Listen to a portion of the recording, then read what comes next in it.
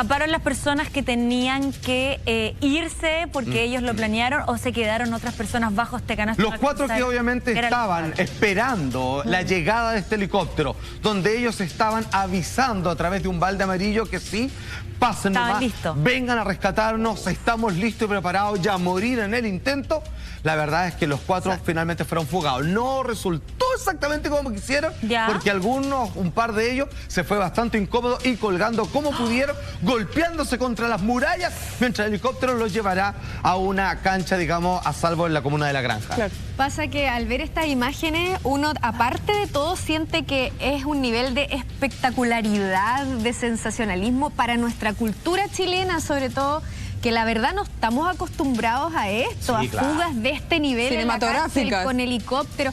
En otros países donde está más desarrollado todo el tema del narcotráfico y ponte tú el túnel que hizo el Chapo Guzmán. ¿También hicieron túnel alguna vez? Claro, es distinto, pero para nosotros igual son cosas que marcan nuestra historia. Esto no es pan de cada día. Lo que pasa es que más allá de la espectacularidad cinematográfica, era la única manera que tenían de salir de la cárcel. O sea, tú estás ahí, el comandante Emilio está ahí, encerrado, empieza a mirar, ya estoy acá, estoy aquí, ya, acá hay un patio. Ya, la única forma de salir de acá es por el aire. Entonces, al fin y al cabo ellos están tratando de buscar una salida que sea no la más espectacular, sino la que sea más rápida y que conlleve menos vidas en el camino. Y también siento que la fecha no es elegida en vano, porque también es una fecha que es fin de año, hay que mucha distracción, la gente está distraída, tiene la cabeza en otra cosa, y me parece que un viernes fue un momento bastante exacto también para realizar este tipo de maniobras. Algunos están juntando toda la mercadería para el festejo del Año Nuevo y no te equivocas para nada, Tere. Atención, tenemos el titular de la época. Así es como obviamente nos informábamos todos los chilenos respecto hasta el día de hoy la más espectacular fuga que se haya hecho de una cárcel en Chile. Atención.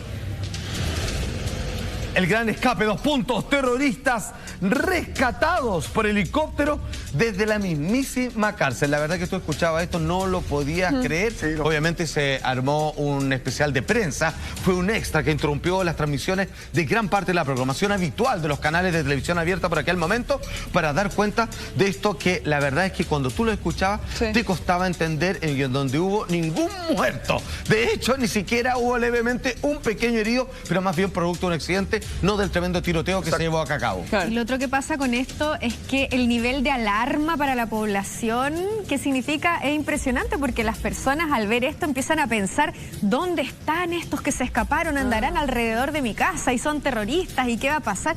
Como que empiezan a pensar que hay unos asesinos sueltos. Genera pánico. Ahora, genera pánico colectivo, paranoia. Sí, ahora ojo, sin obviamente que quitarle pena a, digamos, los actos que ellos cometieron dentro de un discurso personal y autojustificado. La verdad es que nosotros no teníamos tanto que temer, pero sí los uniformados, sí ciertos políticos, porque ellos eran los blancos principales. Ellos no iban, no eran de como delincuentes que son los comúnmente se rescatan, que van a atacar a civiles, digamos, pero sin embargo también cabía la posibilidad, muy bien Carla, de que en algunos saltos a camiones blindados con dinero y todo lo demás, a veces ahí en un enfrentamiento entre balas podría caer fácilmente también una persona que no tenía nada que ver. Cuando digo no tiene nada que ver, porque aquí nadie debiera morir, en realidad estoy hablando de personas que podrían repelerlo. Esto es una condición política que ellos ven como enemigos a ciertas fuerzas, a ciertas personas que pertenecen a ciertas áreas de la población, entendiendo que no solo todas aquellas personas que murieron a mano de estas personas eran necesariamente activistas. Uno de ellos, por ejemplo, un carabinero en servicio y ya está. Lo que pasa es que la gente en estos momentos pierde toda esa lógica que tú nos cuentas, que por qué lo hicieron, qué es lo que hicieron, si eran delincuentes realmente o asesinos o no. Si no ¿Cómo que se pierde? Incluso hay personas que ven la noticia y se quedan solamente con que se fugaron unos reos y andan por ahí dando vueltas. Piensa esto, está ahí en proceso de democracia y de repente te das cuenta que el Frente Patriótico Manuel Rodríguez sí está organizado y sí existe. Porque fueron a la cárcel y sacaron a 4 frentistas.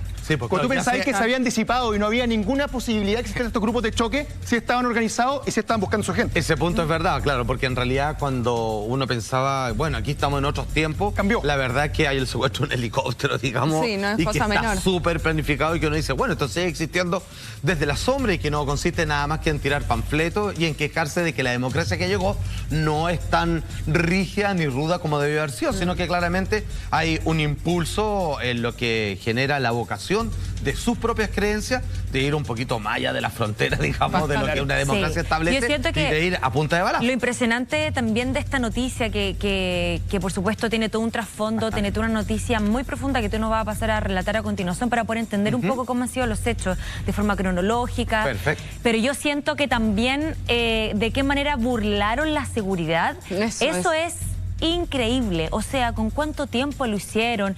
¿Cuáles son los contactos que tuvieron? Vino un helicóptero. No es que yo me consiga un helicóptero en 5 minutos y yo te digo, ¿sabes qué? Época. Y exactamente, en la época que estamos hablando, ya han pasado 22 años, Alfa. Me gustaría que empezaras a ver si Ningún puedes problema, detallarnos. querida amiga. Para eso pasamos a revisar de inmediato la ficha de cada uno de los rescatados. A ver. Nos vamos con el primero. Bueno, nos vamos con el señor Ricardo Palma Salamanca. Yo recién te mostraba uno de los 2 libros que él ha escrito. Toma. Y que por supuesto del cual está plenamente orgulloso. 27 años a la fecha de la fuga. Él estaba condenado a un presidio perpetuo. Esto condena que cae para él del año 1992, no por nada, como el autor material del homicidio del líder de la UD, Jaime Guzmán, ¿cierto? Antes que después, esto que está frente a la facultad de la Universidad Católica, ahí, ¿cierto? La sede Oriente, que después y hasta el día de hoy lleva, obviamente, el nombre de esta persona que murió bajo el efecto de una bala, producto de este personaje. Además, fue acusado del asesinato del coronel Luis Fontaine, del cabo Valenzuela y de secuestrar ni más ni menos. Ustedes recordarán que también noticia a escala nacional de Christian Edwards, sí, hijo del magnate, dueño de uno de los principales periódicos de nuestro país, sí, como es El Mercurio, en el año 1991. O sea, el hombre, digamos... tenía un prontuario interesante. Tenía un prontuario. ¿Cómo decirlo? A ver, vamos moviendo, ¿no? Hay que hacer una separación. ¿Por qué necesito hacer una separación? Porque no se trata de personas que están desvinculados de algún tipo de educación superior, de que son personas que luchan por ideales que ellos consideran como los justos, propios y necesarios, ¿ok? Claro. Entonces ellos ven ciertas figuras de poder que son los grandes enemigos, que son los perpetradores, que ven los que sostienen, digamos, algo que impide que se haga justicia de tal o cual manera. Entonces las personas que acabo de nombrar para este personaje en cuestión son algunos de los testaferros hacedores, de aquellos que sostienen, digamos, esta impunidad en la que está sumida el país.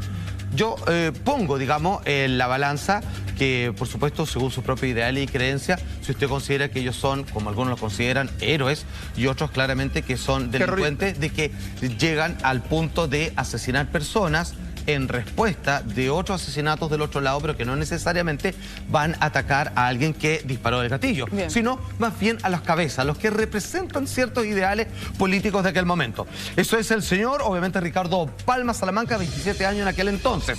Partimos ahora con Mauricio Hernández, un poco más adulto, 38 años, a la fecha de la fuga, condenado a doble cadena perpetua en 1993 por, aquí, ojo, voy a resumirlo porque son muchos más las penas que se le imputaban. Autoría intelectual en el asesinato de Jaime Guzmán. Participar como fusilero en el atentado contra Pinochet en el año 1986, ustedes recordarán. Participar en el atentado contra el ex comandante de la FACH, Gustavo Lig, en el año 1990. Y él mismo reconoció también, a modo incluso con cierto orgullo, por suerte, el secuestro de Carlos Carreño y también de Christian Edwards, ya lo decíamos, obviamente el hijo del magnate dueño del periódico El Mercurio. Emilio. Exactamente, estamos hablando de Mauricio Hernández, maestro. Pablo Muñoz Hoffman, nos vamos a él ahora. Tenía 10 causas en su contra. El siguiente, ahí vamos a ver los apoyos de él. Se encontraba cumpliendo pena por el asesinato, ni más ni menos que del coronel Luis Fontaine también. Varias de sus delitos para el Estado tenían que ver con los mismos casos. También por el atentado del general Gustavo Lee, perpetrado en 1990, lo repito, y por el asalto del Frente Patriótico Manuel Rodríguez al camión de valores de Prosegur, donde, entre otras cosas, se asesinó a un carabinero. De hecho, él fue arrestado en ese asalto, donde buscaban fondos, claramente. O sea, no era necesariamente contra la empresa de blindaje que transporta grandes sumas de dinero, que el pobre carabinero, digamos, que se interpuso o que trató, en cumplimiento del deber, lo que le corresponde, mantenerse entre medio de este tiroteo. Él fue capturado en ese momento, porque él, en medio del enfrascamiento de balas para allá y para acá, fue herido y obviamente no pudo huir como el resto. Y en cuarto lugar, no por eso último en interés, está Patricio Ortiz. Vamos con esos apoyos, que ahí se encontraba cumpliendo una condena de 20 años por el delito de maltrato a obra de Carabineros con resultado de muerte. Además tenía una condena anterior por porte ilegal de armas. Esta persona, por supuesto, ultimó la vida de un uniformado del cuerpo de Carabineros cuando estaba en pleno oficio, maestro. No, perdón, te decía antes cuando te dije Emilio, es que es conocido como el comandante Emilio dentro del mundo del Frente Patriótico, por eso. Por supuesto, tienen su... Nombre código, nombre clave. Nombres de código, obviamente. Es que es mucho más conocido por ese... Por cierto, querido amigo. Ya, el Ramiro, es el nombre de ahí. Ok. El rescate llamó la atención incluso a nivel internacional. ¿Por qué? Por la limpieza de la organización, de las tácticas, digamos, y la cantidad de detalles que esto implicó. Pero que ustedes entiendan, esto es mucho más complejo y te lo voy a demostrar, que es de agarrar un helicóptero de donde sea, nos vamos y tenemos 5 minutos para rescatar y no sabemos para dónde arrancamos. No. Está todo así como piezas de relojería, pensado cada movimiento, en donde no tenían más de 45 minutos, a lo más 1 hora, para llevar todo esto a cabo. A ver, ¿qué es lo que pasa? ¿Cómo parte esta historia de parte de los frentistas rescatados? Ellos, como si nada, sabían que esa era una fecha clave, en donde ellos iban a mandar una señal al helicóptero de que efectivamente aterricen acá porque estamos listos, preparados, dispuestos y, como te decía, a morir en el intento por nuestro rescate, colocando un balde amarillo, sí, un cubito de color amarillo en medio del patio, donde ellos se reúnen, reuniones más que conocidas dentro de todo el resto de los que estaban tras las rejas, donde ellos se juntaban, comentaban sus cosas, digamos, etcétera, etcétera. La pregunta por ahí un poco estúpida, pero ellos tenían dentro de la cárcel alguien que les comunicaba este tipo de cosas, sino como ellos sabían el día que iba a ser, de la manera que iba a ser. Sí, por supuesto, obviamente se aceptan en gran parte de ellos también visitas, se le hacen llegar de otras maneras. Llamados. Y hay cosas que no se logran saber del todo, que hay una serie de detalles en donde también se dice que parte de las personas que podrían estarlos vigilando, o sea, pero esto no está probado históricamente y oficialmente, digamos, no corresponde así, podrían haberlos ayudado o que incluso se restaron de ofrecer resistencia al momento del rescate. Pero eso no puede ser confirmado y no es absolutamente y 100% del todo cierto, porque hubo otros que intentaron hacer todo lo posible para evitar esto, más no fue posible. Ellos ese día almorzaron como en Silvestre. Acuérdense que esto pasó cerca de las 4 de la tarde.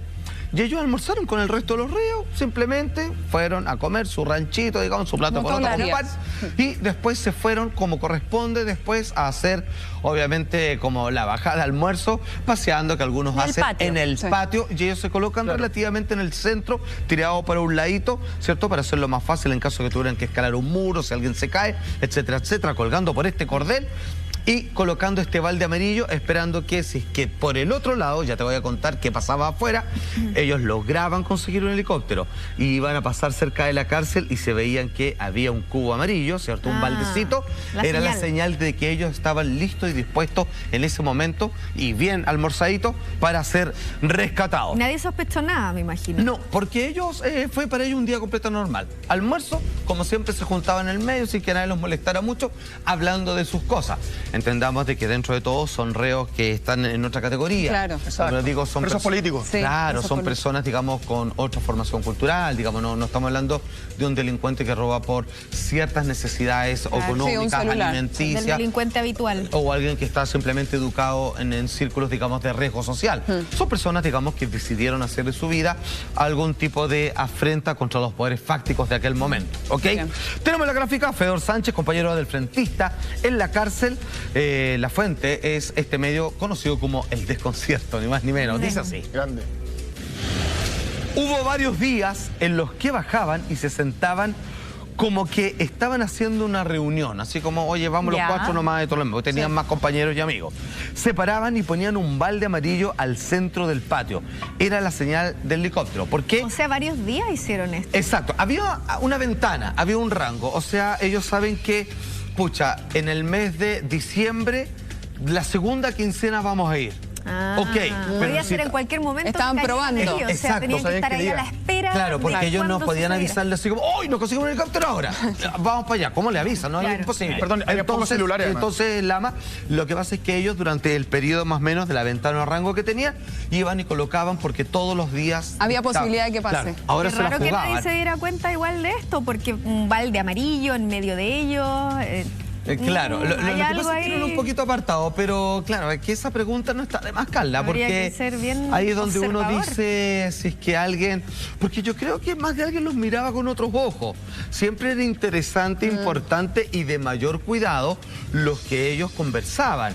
Supuestamente cuando alguien está en prisión dice, da lo mismo lo que estén hablando, que Total, se quieren no pasa enfocar en nada. están acá Ahora- encerrados y no hay nada que hacer. Ojo, estamos hablando con la cárcel de más alta seguridad en nuestro país. Entonces, digamos, hay como una especie, el Alcatraz chileno. Claro. De aquí no se puede fugar nadie, sin embargo, bueno, les taparon la boca a todos. Lama quería decir algo que Sí, me gustaría, vale. me parece un punto, tú hablabas de los celulares. Sí, perdóname, recordemos que esos años no había celulares como ahora, los celulares eran de este porte, ¿ah? Sí, porque... Eran así grandes, gigantes. perdóname, después los metes con una pelota de tenis que los tiran dentro de la cárcel. O con gatos Y además, o con perdóname, palomas. en el patio de la cárcel pasan muchas cosas.